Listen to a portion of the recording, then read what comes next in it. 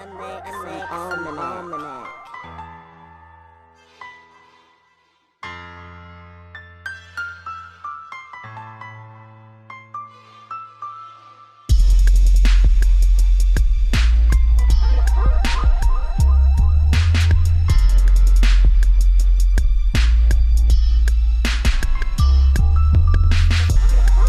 Prince Marko and a Moorish chieftain. When your parents were children, these are the stories they read. We're going to go over this reading, but just imagine being an heir, being a little one, and seeing Moorish chieftain. And this whole story is in regards to the Moors. A great and powerful Moorish chieftain had built for himself a magnificent castle, rising to the height of 20 stories. The place he had chosen for the castle was by the sea, and when it was quite complete, he had panes of the most beautiful glass put for the windows. He hung all the richest silks and velvets in the room, and then stated thus, "O my Kula, why have I erected thee? For there is no one but I, who is there to tread with gentle footsteps upon thy fine rugs, and to behold from these windows the blue and shining sea.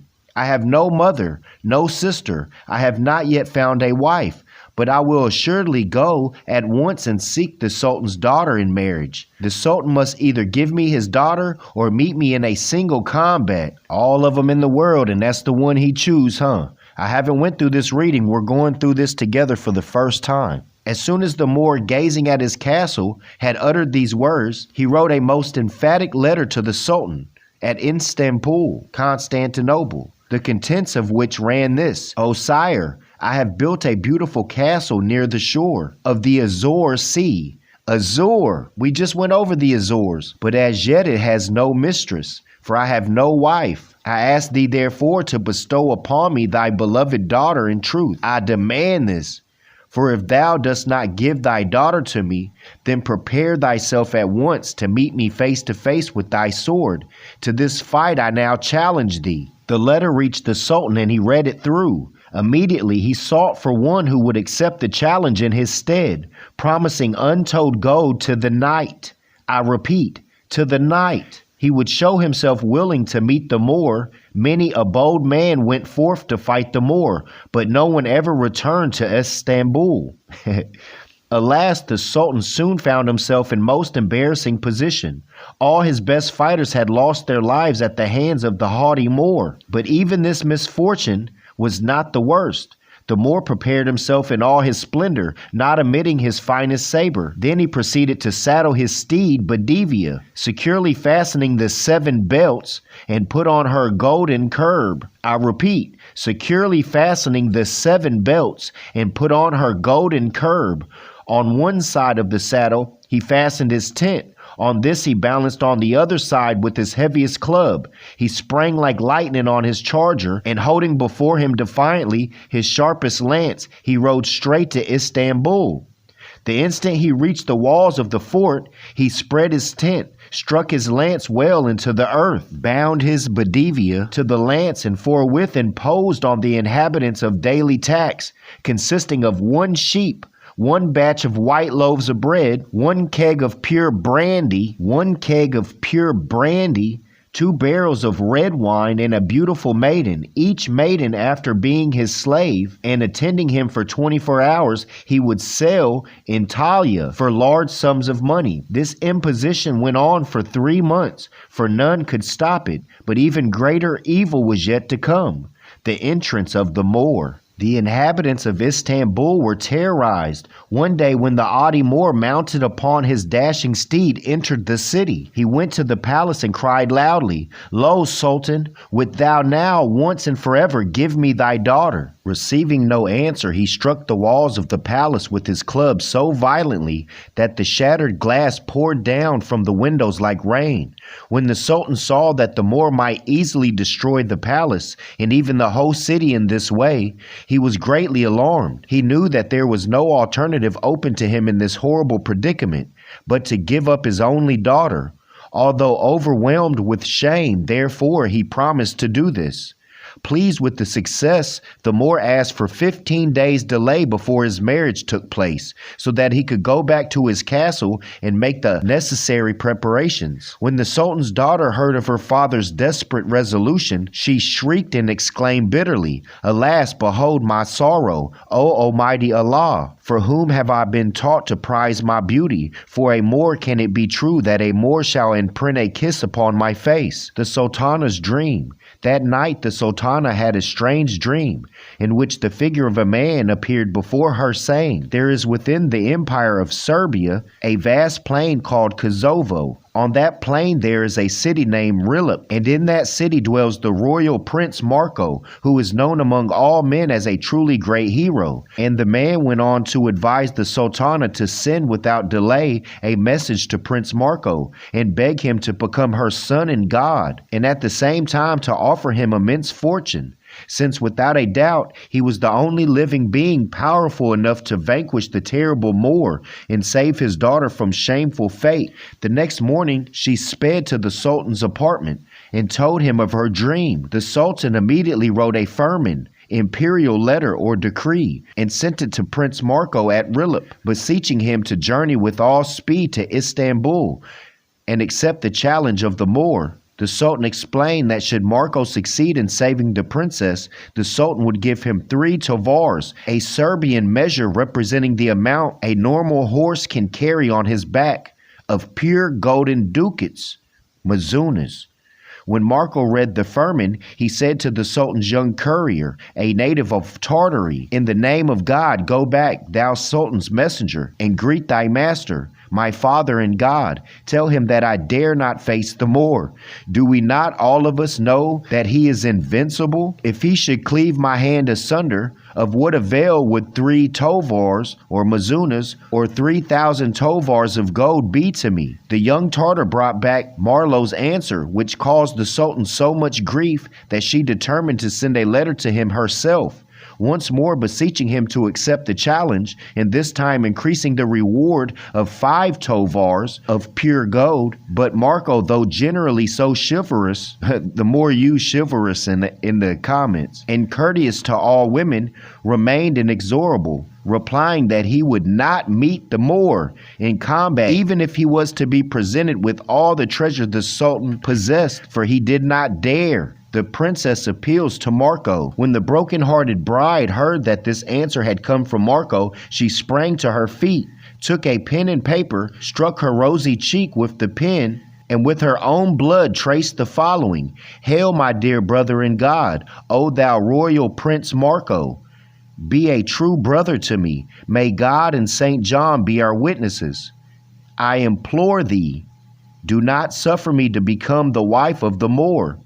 I promise thee 7 tovars of pure gold, 7 gifts which have been neither woven nor spun, but are embroidered with pure gold. Moreover, I shall give thee a golden plate decorated with a golden snake, whose raised head is holding in its mouth a priceless gem, from which it is a shed of light of such brilliance that by it alone you can see at the darkest hour of midnight as well as you can at noon. In addition to these, I shall present thee with a finely tempered saber. This saber has 3 hilts, all of pure gold, and in each of them is set a precious stone.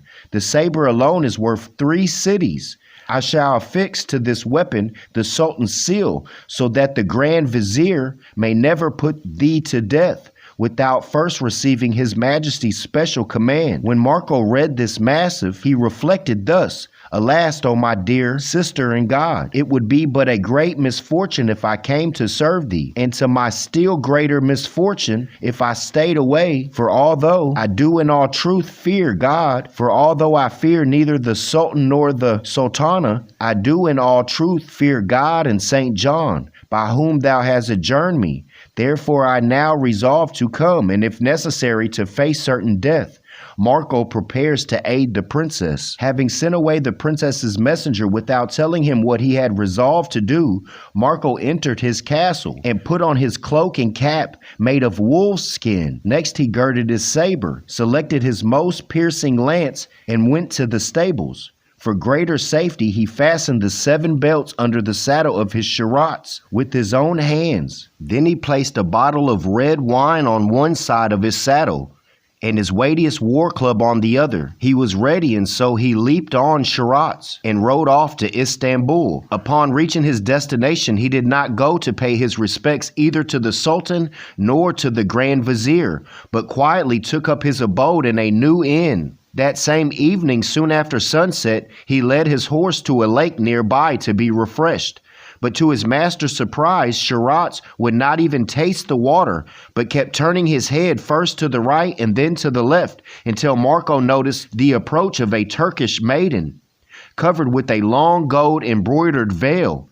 When she reached the edge of the water, she bowed profoundly toward the lake and said aloud, "God bless thee, O green lake. God bless thee, for thou art to be my home forevermore. Within thy bosom I henceforth to dwell. I am now to die, O lake. Rather would I choose such a fate than become the bride of the cruel Moor." Marko greets the princess. Marko went near to the maiden and said, "O thou unhappy Turkish maiden, what is thy trouble? What is it that has made thee wish to drown thyself? Leave me in peace, thou ugly dervish." Dervish, why dost thou ask me when there is naught that thou canst do to help me? The maiden related the story of her marriage to the Moorish chieftain, of the messages sent to Marko, and finally she bitterly cursed the prince for the hardness of his heart. Thereupon Marko said, "O curse me not, dear sister in God. Marko is here, and is now speaking to thee himself." Hearing these words, the maiden turned towards the famous knight, embraced him, and earnestly pleaded, "For God's sake, O my brother Marko, suffer not the Moor to wed me." Marko was greatly affected and declared, "O dear sister in God, I swear that so long as my head remains upon my shoulders, I shall never let the Moor have thee. Do not tell others that thou hast seen me here, but request the Sultan and thy mother to have supper prepared and sent to the inn for me. And above all things, beg them to send me plenty of wine. Meanwhile, I shall await the Moor coming at the inn. When the Moor arrives at the palace, thy parents should welcome him graciously, and they should go so far as to yield thee to him in order to avoid a quarrel. They're going to try to rock him to sleep. And I know exactly the spot where I shall be able to rescue thee, if it may be so please the true God, and if my customary good luck and my strength do not desert me."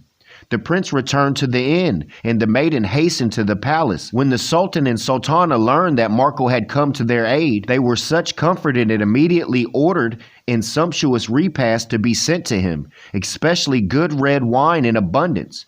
Now all the shops in Istanbul were closed, and there was silence everywhere as Marko sat drinking the delicious wine in peace. The landlord of the inn came presently to close his doors and windows. Marko asked why the citizens were all shutting up their dwellings so early in the day. The landlord replied, "By my faith, you are indeed a stranger here. The Moorish chieftain has asked for our Sultan's daughter in marriage, and as to our shame, she is to be yielded to him.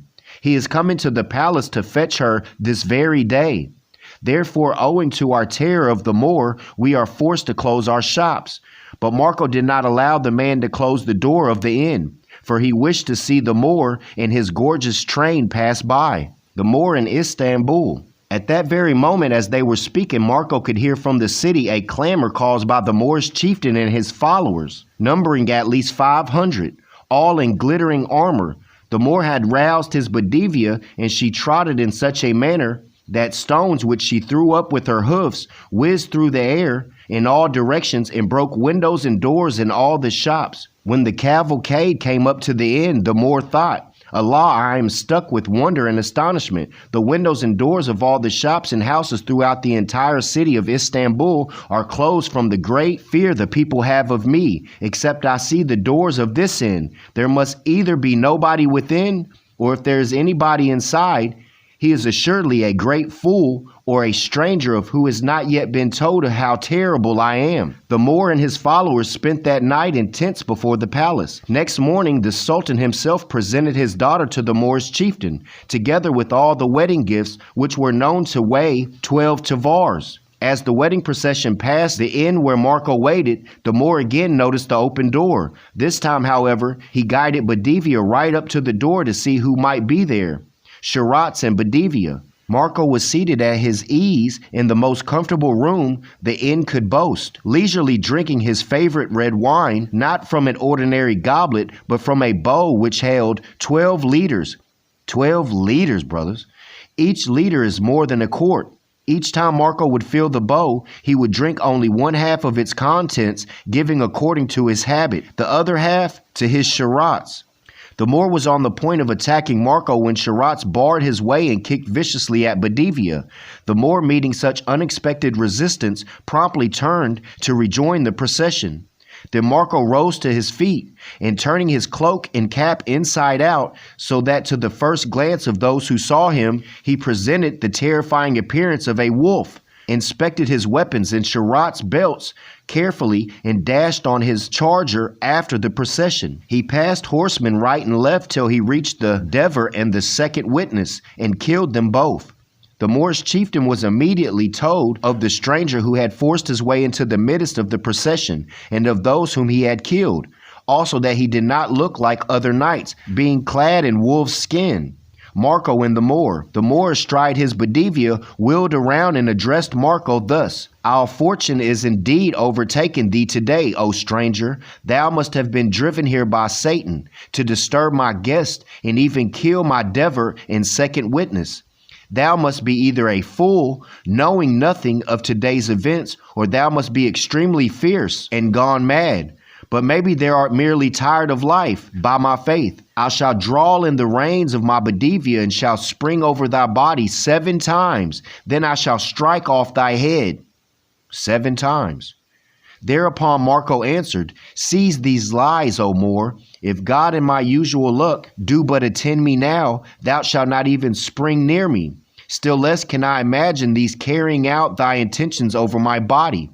But behold, the Moor drew in his Badivia, spurred up violently forward, and he would have sprung over Marko had not Sharats been the well-trained fighter that he was, and reared so as to receive the adversary against his forefeet, and bit off Badivia's right ear, from which blood gushed forth profusely, and streamed down over her neck and chest. In this way, Marko and the Moor struggled for 4 hours. Neither would give away. And when the Moor finally saw that Marko was overpowering him, he wheeled his steed Badivia around and fled along the main street of Istanbul, Marko after him. But the Moor's Badivia was swift as a villa of the forest, and would certainly have escaped from Sharats if Marko had not suddenly remembered his club.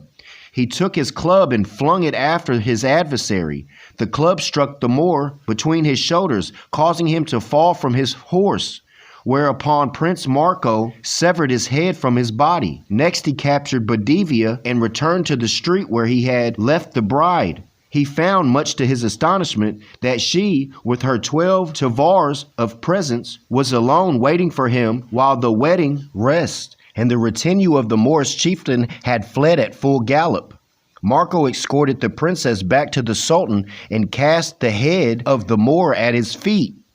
The hero now took his leave and started at once on his journey to Rilip, together with the 7 tavars of gold, which I thought it said 12 tavars earlier, which had been promised him, the many precious gifts which the princess had disposed, and a message thanking him for the marvelous deeds which he had done, telling him that the vast stores of gold belonging to his father in God, the Sultan, would forever be at his disposal. Hero tales and legends of the Serbians. Now, what this story reminds me of is the European daughters always running off with the Moors. I have many images where there's Moors standing on top of Moors' shoulders on top of a horse, and the European daughters going out of the window. I have other images where the European daughter is on the horse with the Moor and she's smiling, but the European man behind is chasing after him on a horse and he's mad as hell, you know? So this really, I feel, has to do with the European daughter always running off with the Moor, but they're trying to spin it. This is a children's story for the Moors back in the days. So if you couldn't get through this story, I feel sorry for you, because this is what children was learning about. I leave you in love and peace.